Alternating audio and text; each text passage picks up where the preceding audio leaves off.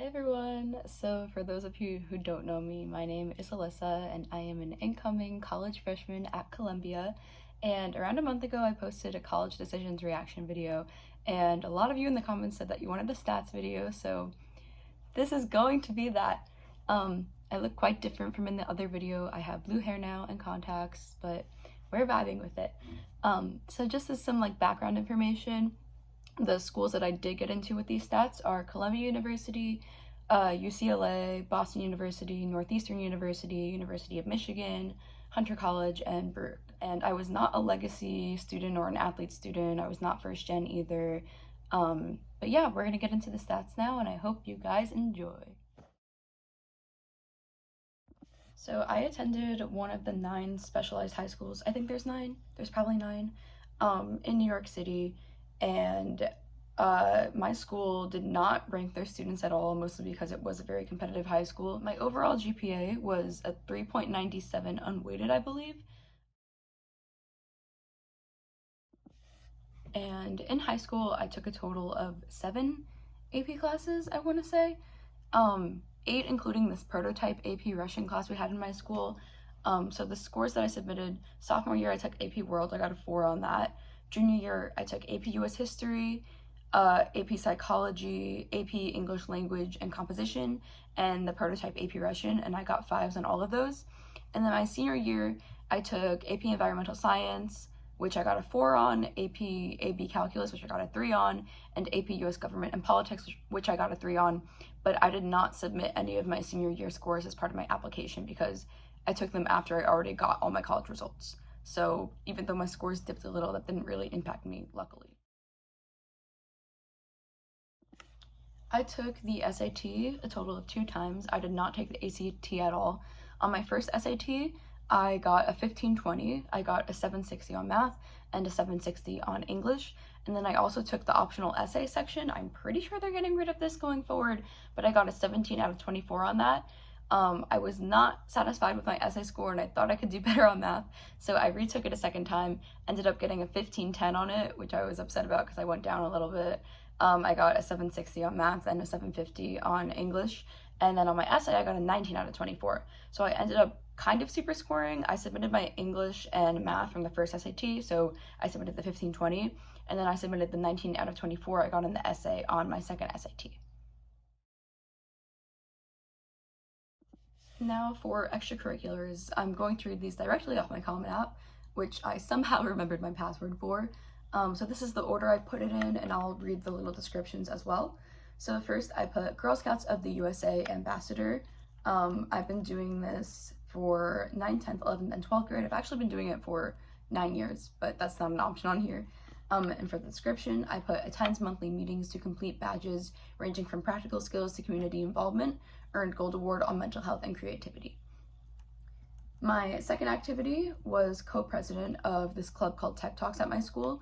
I did this in 9th, 10th, and 12th grade, and I put leads weekly meetings to discuss issues pertaining to youth and society, presented an original TEDx talk entitled The Fight Against Stress.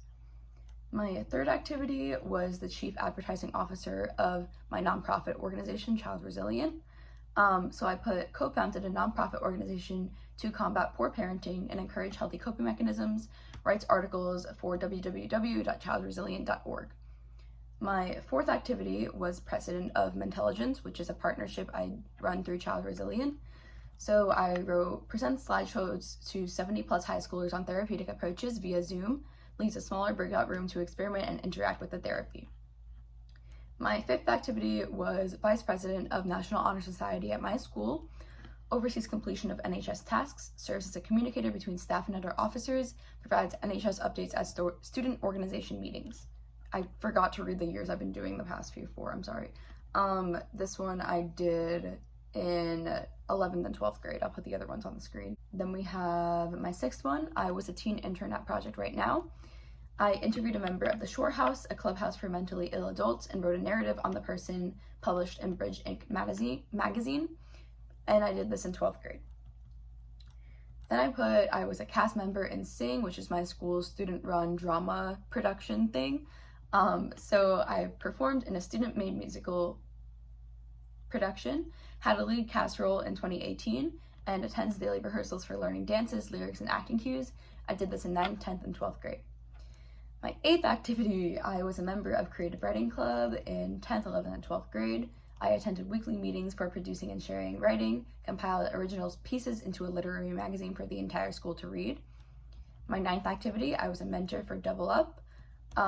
In this program, I did in 11th grade, and I tutored a 6th grader in math, social studies, writing, and English, and I participated in recreational activities, including yoga and science experiments. Finally, my 10th activity, I was a volunteer at Meals on Wheels America for 10th, 11th, and 12th grade.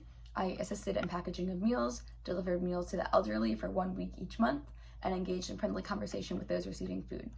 So I tried to put the activities that I had either done the longest or had the highest number of hours for toward the top, and then put more minor ones toward the bottom.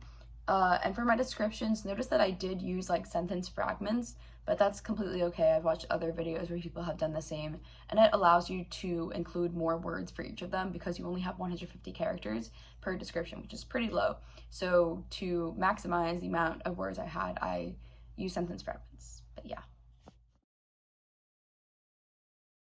Okay, now we're going to get into my honors and awards. So you have 5 of these you can put on the Common App. The first one I put was published author of Au revoir, goodbye until we meet again. I'm going to shameless self-promo. Hold on. Okay, I wrote this poetry book called Au revoir, goodbye until we meet again. It's pretty cool.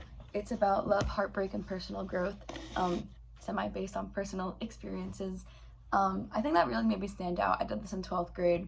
I'd been writing it since freshman year, so I would consider this my passion project. I feel like on everyone's application, they should have some sort of passion project that wasn't affiliated with school or anything that they took upon themselves to do because they genuinely loved what they were doing. And I would consider publishing my book my passion project. My second honor was my Girl Scouts of the USA Gold Award, which I earned in the 12th grade. This is the highest honor you can receive through Girl Scouts, and I made my project about using creativity, specifically poetry and artwork, as a healthy outlet for dealing with mental health, essentially using it as a coping mechanism, and I feel like that kind of fits the theme of my application thus far. My third honor was AP Scholar with Honor Award. I earned this in the 11th grade. The qualifications, okay. It's granted to students who receive an average score of at least 3.25 on all AP exams taken and scores of 3 or higher on 4 or more of these exams. So this is through College Board. Just wanted to put it to show off my academics, I guess. My fourth honor was my Scholastic Art and Writing Award Poetry Gold Keys, which I earned in 9th and 10th grade. It's at a state or regional level. It's very popular in New York, a very prestigious writing competition. I think, yeah, there's arts as well. It's Scholastic Art and Writing. But yeah, again, poetry, writing, you're noticing a pattern here. And my fifth one was Future Woman of Distinction finalist for Girl Scouts of Greater New York. I earned this in 12th grade, and it's basically an award that's given to Girl Scouts who demonstrate exemplary leadership, community service, and academics throughout their time, who've been in the organization for a while. I'm sure earning my gold award helped me with that. So yeah, I had 2 Girl Scouts related awards on here because I think since I've been doing it for 9 years, it's a very big part of my application, and I wanted to make sure that I showcase that. So yeah, those are basically all my stats. If you guys want me to share essays, I can do that in a separate video.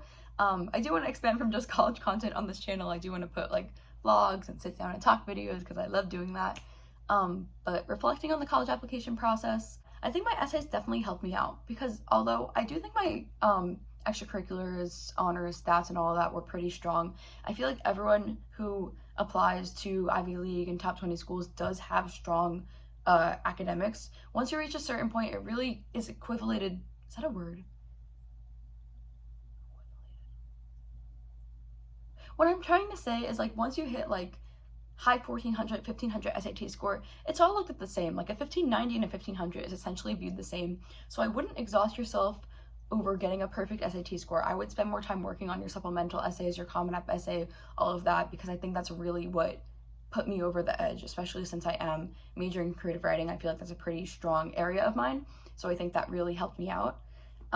Again, like I said before, there is a very prevalent theme of creative writing and psychology throughout my application, and in one of my Columbia essays I talked about how I wanted to major in those 2 things, so I think that definitely helped me out. It's okay to have like versatility on your application, obviously, especially if you're an undecided major, but I think having that theme kind of helped me out in a way. And finally, I would recommend doing the schools that you care most about earliest on. I did not early decision to Columbia. I was a regular decision applicant, but I submitted, I think before the early decision deadline. I submitted very early. So I think even though I didn't feel like I could early decision because, you know, I didn't know how much financial aid I would get, I didn't like the whole binding sort of situation, I think they saw that I was still very interested in their school by submitting my application so early. And I noticed that I applied to 14 schools total. The last 5 schools I applied to, I did not get into. I got into more of the schools that I did earlier on or toward the middle of my application process. So I think that's because I was getting very burned out toward the end. I was like speedrunning applications, like 3 in a week. So I would definitely recommend doing the ones you care most about early on so that you're not burned out yet. You still care very much about it, and your heart's invested in it. That is basically it for my college stats video. If you have any other questions, I would be happy to answer them in the comments below. If you're going to Columbia or applying to Columbia, talk to me. I'm so excited to go there. My move-in day is in under a month and it feels so surreal. But yeah, thank you everyone who supported me along this journey. Once again, if you liked the video, please give it a thumbs up, subscribe, share, all of that fun stuff, and I'll hopefully see you guys in the next video. Bye!